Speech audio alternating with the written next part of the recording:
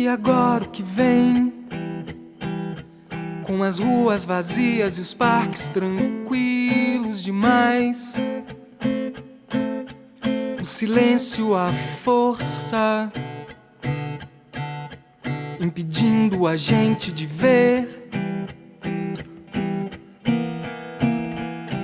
que bem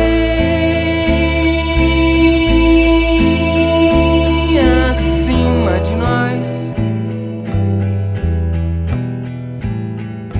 só vai imperar